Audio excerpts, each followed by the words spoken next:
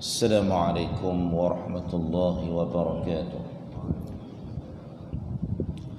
أعوذ بالله السميع العليم من الشيطان الرجيم. بسم الله الرحمن الرحيم. الحمد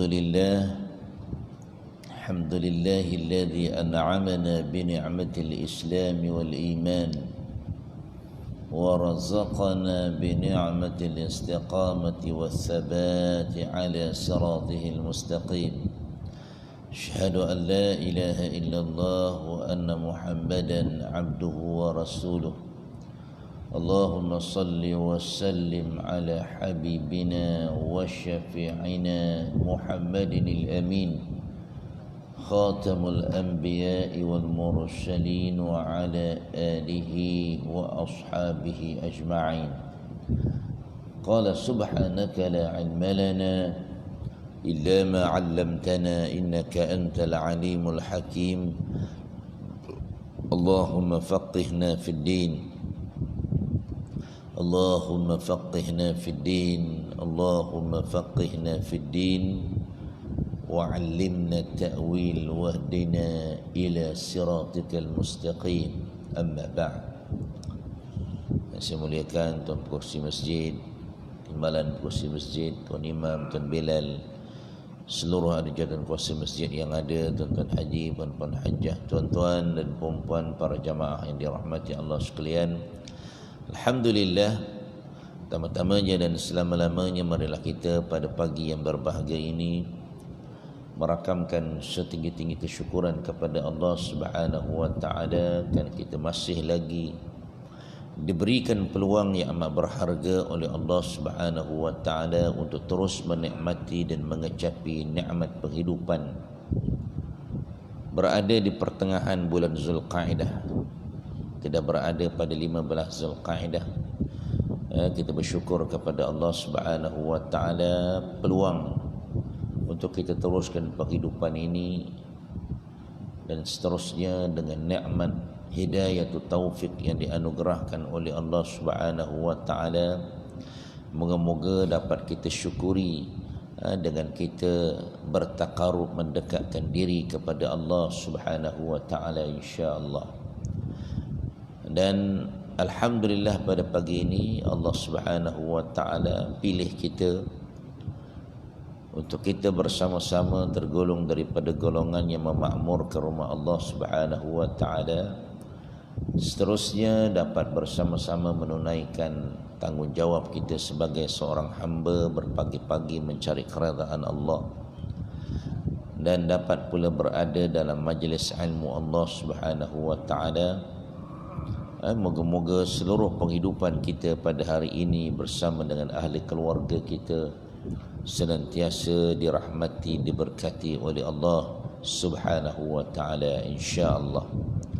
Lebih-lebih lagi tuan-tuan dan puan-puan muslimin dan muslimat, pada pagi ini kita berada dalam majlis ilmu yang membicarakan akan perilaku, akhlak dan sifat Nabi kita Muhammad sallallahu alaihi wasallam, seorang insan manusia yang sungguh agung, untuk kita jadikan ianya sebagai panduan dan memberikan motivasi kepada kita untuk kita senantiasa mengikuti sunnah Rasulullah sallallahu alaihi wasallam dan senantiasa berselawat ke atas Nabi sallallahu alaihi wasallam insya-Allah. Jadi insya-Allah pada pagi ini kita akan terus mempelajari kitab Asy-Syama'ilul Muhammadiyah, kitab yang memberikan pengenalan kepada kita lebih mendalam berkaitan Nabi kita Muhammad sallallahu alaihi wasallam. Insya-Allah pada pagi ini kita masih lagi mempelajari tentang sifat Nabi sallallahu alaihi wasallam di dalam peperangan. Betapa Nabi ini seorang manusia yang sangat-sangat hebat juga di dalam peperangan menentang musuh-musuh Islam. Jadi kita akan mempelajari pada pagi ini tentang hadis-hadis yang menceritakan tentang apa? Tentang baju besi Nabi sallallahu alaihi wasallam. Pada minggu lepas kita belajar tentang pedang Nabi. 9 jenis pedang Nabi SAW. Jadi pada pagi ini kita belajar pula tentang baju besi Nabi SAW yang digunakan dalam peperangan menentang musuh-musuh Allah. Jadi sebelum kita nak teruskan pengajian kita pada pagi ini, terlebih dahulu marilah sama-sama kita berselawat ke atas Nabi SAW sebagai tanda kita bersyukur menjadi umat Nabi Muhammad SAW dan tanda kita mengasihi dan mencintai Nabi kita Muhammad SAW. Kita selawat sebanyak 10 kali dan seterusnya kita buka majlis kita dengan umul kitab. Moga-moga dipermudahkan oleh Allah. Allahumma salli ala Sayyidina Muhammad wa ala ali Sayyidina Muhammad. Allahumma salli ala Sayyidina Muhammad wa ala ali Sayyidina Muhammad. Allahumma salli ala Sayyidina Muhammad wa ala ali Sayyidina Muhammad. Allahumma salli ala Sayyidina Muhammad wa ala ali Sayyidina Muhammad. Allahumma salli ala Sayyidina Muhammad wa ala ali Sayyidina Muhammad. Allahumma salli ala Sayyidina Muhammad wa ala ali Sayyidina Muhammad. Allahumma salli ala Sayyidina Muhammad wa ala ali Sayyidina Muhammad. Allahumma salli ala Sayyidina Muhammad wa ala ali Sayyidina Muhammad. Allahumma salli ala Sayyidina Muhammad wa ala ali Sayyidina Muhammad.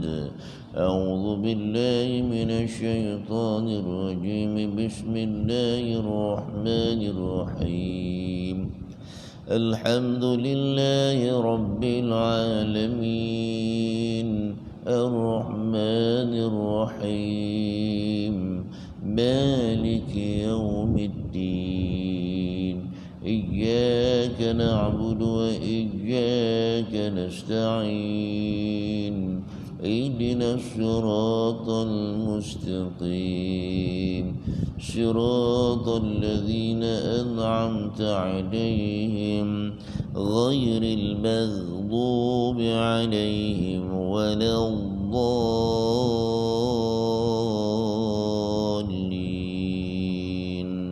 آمين. الحمد لله. Barakallahu lana wa lakum jami'an. Moga-moga kita semua dirahmati, diberkati Allah. Jadi tuan-tuan dan puan-puan muslimin dan muslimat yang dirahmati Allah sekalian, insya-Allah kita akan teruskan pengajian kitab Syama'il Muhammadiyah ini dalam hadis yang ke-104. Hadis yang ke-104 menceritakan tentang Nabi sallallahu alaihi wasallam memakai 2 baju besi. Daripada Zubair bin Awam, ani Zubair bin Awam qala ala nabi qala kana ala nabi sallallahu alaihi wasallam yawma Uhud dir'ani fanahada ila sakhrati falam yastati' فأقعد طلحة تحته وصعد النبي صلى الله عليه وسلم حتى استوى على الصخرة. قال سمعت النبي صلى الله عليه وسلم يقول أوجب طلحة.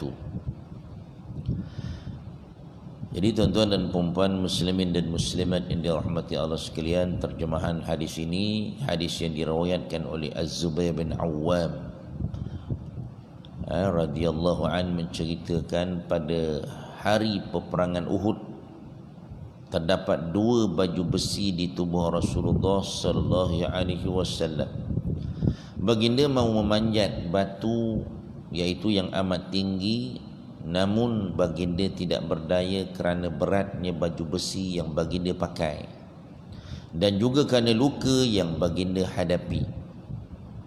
Jadi Nabi dalam peperangan Uhud nak panjat tempat yang tinggi tapi tak larat kerana beratnya baju besi itu, sampai 2 lapis pakai baju besi, dan Nabi ada luka, tak larat Nabi nak panjat.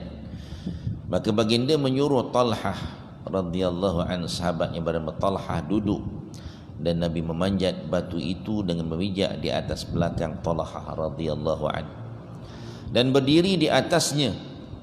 Az-Zubair bin Awam berkata, aku telah mendengar Rasulullah sallallahu alaihi wasallam bersabda, beritahu Talhah radhiyallahu an telah mewajibkan syurga untuk dirinya. Itu dia tuan-tuan. Jadi dalam hadis ini, dalam huraiannya menceritakan bahawa Rasulullah sallallahu alaihi wasallam pakai 2 baju besi semasa peperangan Uhud. Bukan pakai 1, pakai 2.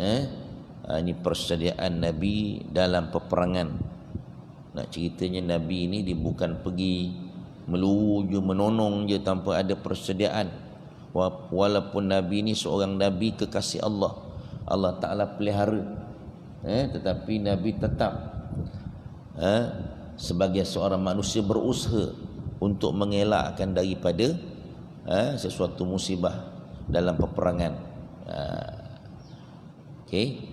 Bukan orang kata pergi bodoh macam tu je, tak pakai apa-apa, lepas tu nak pergi perang dengan tak ada apa-apa persediaan pun. Itu yang pertama yang kita boleh faham. Yang kedua, Nabi nak memanjat ke batu yang tinggi, manjat atas batu untuk berada di tempat yang tinggi agar tentera Islam yang sedang kucar kacir dalam peperangan Uhud itu dapat melihat baginda dan datang bertemu dengan Nabi. Tujuannya untuk menyusun kembali tentera Islam bagi menghadapi semula musuh dengan saf yang tersusun. Kita sedia maklum dalam peperangan Uhud Nabi perintahkan ada 50 orang tentera mana berada di bukit, di atas bukit, dipanggil Jabal Rumat ataupun Jabal Ainiyah nama dia. Nabi kata apa-apa hal, apa-apa berlaku, menang ke kalah, kau jangan turun. Itu arahan Nabi. Tiba-tiba tuan-tuan dan puan muslimin dan muslimat yang dirahmati Allah sekalian, Allah Ta'ala nak menguji keimanan sahabat-sahabat pada ketika itu. Pada pusingan yang pertama, peringkat yang pertama, Islam menang. Tentera Islam diberikan kemenangan oleh Allah. Pasal ada yang duduk atas ni dia boleh panah, tentera pegang dekat bawah. Jadi tentera Islam nampak tentera yang sedang tentera kapi yang berada di bawah, dia boleh panah daripada atas. Jadi pada peringkat pertama menang. Dan kita sedia maklum dalam peperangan orang kafir ni dia pergi perang, dia bawa semua harta benda dia. Kambing, lembu, emah-emah semua dia bawa. Pasal nak bagi semangat. Orang kafir dulu nak bagi semangat bawa kereta supaya perang sungguh-sungguh. Perang sungguh-sungguh, kalau tidak harta tu kena rampas. Yang dipanggil sebagai harta ghanimah. Harta ghanimah ni tuan-tuan, 1/5 Allah Ta'ala dalam Islam, Allah Ta'ala telah peruntukkan kepada Nabi dan ahli keluarga Nabi. Dalam peperangan, setiap perang 1/5 harta ghanimah, harta rampasan perang Allah Ta'ala peruntukkan untuk Nabi dan keluarga Nabi. Jadi Nabi ni sebenarnya kaya, tapi Nabi tak pernah ambil harta ni. Nabi ambil juga tapi letak kat Baitul Mal, bantu orang Islam. Kalau kita apa lagi kalau dah dapat simpan lah. Sampai tidur bawa apa? Bawa duit. Bukan main banyaknya duit ni, dia kumpul. Nabi tak macam tu. Sebagai seorang presiden, sebagai seorang ketua negara, Nabi tak mengumpulkan harta. Itu Nabi kita Muhammad SAW tunjukkan sebagai seorang pemerintah. Jadi orang Islam ni, tentera-tentera Islam walaupun telah dipesan oleh Nabi SAW, tapi bila tengok, bila dah menang, harta banyak, semua turun. Tinggal seorang je, ketua je yang tak turun. Yang lain puas lah ketua dia cakap jangan turun, Nabi dah larang tadi. Turun juga. Tak dengar cakap Nabi. Bila turun masa tu ketua tentera namanya Khalid bin Al-Walid masa tu belum masuk Islam lagi. Dia bijak ni, bijak dalam peperangan. Memang dia bijak dalam peperangan sebelum dia masuk Islam pun. Kemudian bila dia tengok aja tuan-tuan dan puan-puan sekalian, tentera Islam dah turun, maka dia pusing daripada belakang. Mula-mula tentera kafir ni dah ramai yang dah mati, dia mengundur. Dia undur balik, bawa tentera dia pusing bukit Uhud tu 7 km dia punya panjang dia, pusing belakang dengan keadaan yang laju. Jadi bila tentera Islam tengok tak ada, semua berebut turun, tengah ambil harta tu, tengok-tengok Khalid Al-Walid bawa tentera kafir serang daripada belakang. Masa itulah yang kucak-kacir tu. Jadi dah berserabut, orang pun tak nampak Nabi. Sebab tu Nabi naik tempat yang tinggi supaya tentera Islam nampak Nabi. Kemudian orang kafir pula pandai pula, dia buat helah. Dia kata Muhammad kami dah bunuh, kata dia. Lagi kucak-kacir. Bila Nabi Muhammad katanya telah dibunuh, lagi semangat tu jadi down. Dah le tengah kucak-kacir, kena serang daripada belakang, serangan handap. Masa itulah Nabi nak naik atas tempat tinggi supaya sahabat-sahabat lain nampak. Itu dia.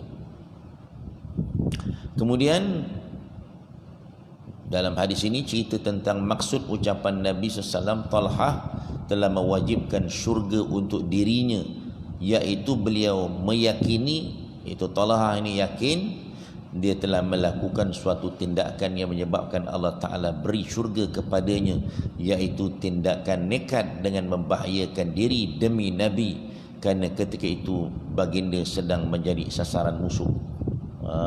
Dia sanggup jadikan diri dia sebagai Nabi masa itu tengah diserang oleh musuh. Jadi dia sanggup Nabi duduk di atas belakang, maka dia akan kena sekali lah. Jadi dia yakin bahawa dia akan diberikan syurga oleh Allah Subhanahu wa ta'ala. Diceritakan bahawa beliau pada hari peperangan Uhud telah menjadikan tubuhnya, selepas daripada itu pula dijadikan tubuhnya sebagai perisai kepada Nabi sallallahu alaihi wasallam, sehingga mengalami sebanyak 80 luka, liang-liang luka di badannya dan tangannya lumpuh. Allahu akbar. Ini sahabat-sahabat yang sanggup mempertahankan Nabi sallallahu alaihi wasallam demi perjuangan Islam, demi kesinambungan perjuangan Islam pada ketika itu. Kalau Nabi dah meninggal awal, macam mana Islam baru nak berkembang pada masa tu? Baru nak naik, baru peperangan yang kedua. Okey.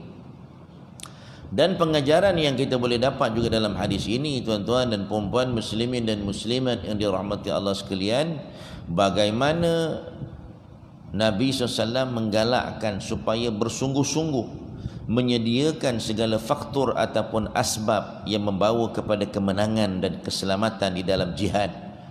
Dan itu tidak bercanggah dengan tuntutan bertawakal serta berserah kepada Allah Subhanahu wa ta'ala. Galakkan kita siapkan segala faktor untuk membawa kemenangan. Sebab itu Nabi pakai baju besi sampai 2 sekali. Memakai baju besi ini termasuk dalam persediaan semasa jihad yang diperintahkan oleh Allah Subhanahu wa ta'ala dalam surah perang, surah Anfal. Dalam Quran ada surah perang, surah Anfal. Allah Ta'ala kata wa'iddu lahum mastata'tum min quwwah, sediakanlah untuk menentang mereka, iaitu musuh-musuh yang menceroboh, segala jenis kekuatan yang kamu dapat sediakan.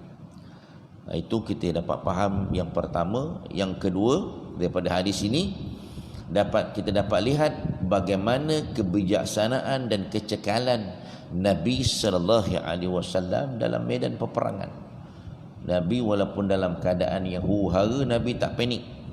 Dalam keadaan kucak-kacir dalam perang tu, Nabi tak panik. Nabi boleh berfikir dengan baik, dengan bijak, dengan bijaksana. Sebab itu sifat Nabi ni al-fatana. Di antara sifat-sifat Nabi, cerdik, bijaksana. Itu dia tuan-tuan. Jadi Nabi tak cepat panik, tak cepat putus asa, berikhtiar sedaya upaya untuk menyusun kembali saf tentera yang telah kucak-kacir itu. Dan yang ketiganya, kita dapat faham daripada hadis ini bagaimana Nabi mendorong kita untuk berkorban apa yang termampu untuk agama Allah, kerana pengorbanan ini akan dibalas syurga oleh Allah Subhanahu wa taala. Sanggup berkorban apa saja demi Islam, demi Rasulullah sallallahu alaihi wasallam, kerana Allah taala akan bagi syurga Allah satu tempat yang tidak ada nilainya, tak boleh nak kita bandingkan dengan penghidupan di dunia ini. Okey, itu yang kita boleh faham daripada hadis 104. Hadis 105 pula daripada Sa'ib bin Yazid. Sa'ib bin Yazid radhiyallahu an berkata, anna Rasulullah sallallahu alaihi wasallam kana alaihi yawma Uhudin dir'an qad zahara bainahuma. Sa'ib bin Yazid berkata bahawa Rasulullah sallallahu alaihi wasallam pada hari peperangan Uhud memakai dua lapis baju besi, satu daripadanya melapisi baju besi satu lagi. Hadis yang lebih kurang sama tentang Nabi ni pakai baju besi. Cerita cara Nabi memakai dua baju besi di badan, iaitu dengan melapiskan salah satu daripadanya ke atas yang lain. Dan hadis ini juga memberi saranan kepada kita supaya meningkatkan ikhtiar di medan perang, bukan hanya menyerah kepada nasib. Sebagaimana kata Al-Imam Al-Baijuri ketika mengulas hadis ini, dia menunjukkan perhatian Nabi SAW kepada urusan peperangan, dan menunjukkan bahawa tawakal hendaklah disertai dengan penjagaan diri, bukan bertawakal tanpanya. Nabi ni tuan-tuan, walaupun Nabi ketua negara, Nabi tak serahkan kepada tentera yang buat. Nabi sendiri yang mengepalai peperangan. Nabi sendiri yang mengepalai, bukan serah kepada menteri pertahanan.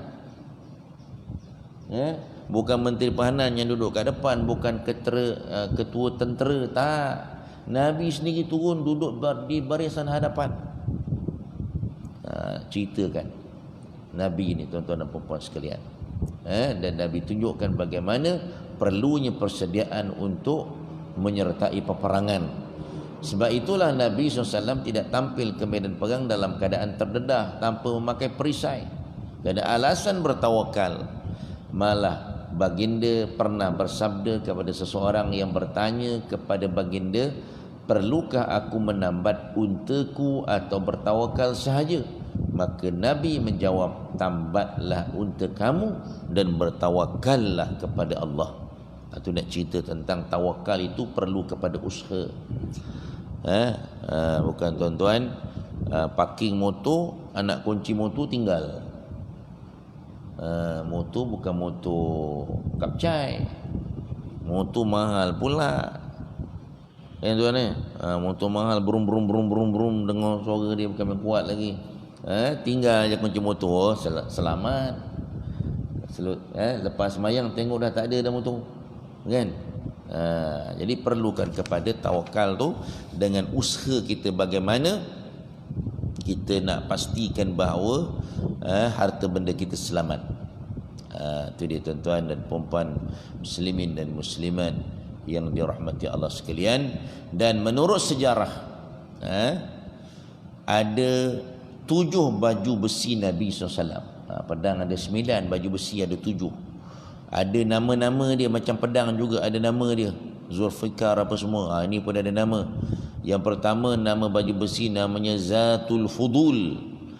Zatul Fudul ini baju besi yang baginda gadaikan kepada seorang Yahudi bernama Abi Ash-Shahmi bagi mendapat gandum untuk makanan keluarga. Nabi ini ketua negara, duit tak ada, gadai baju besi nak beri makan kepada ahli keluarga. Seorang Perdana Menteri tak ada duit, bayangkan macam mana. Allahu Akbar. Ini siap tidur atas duit lagi, bukan main banyak je duit.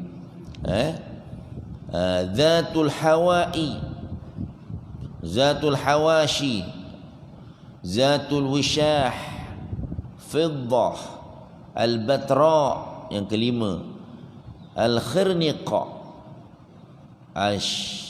As-Sighdiyah. Allahu Akbar.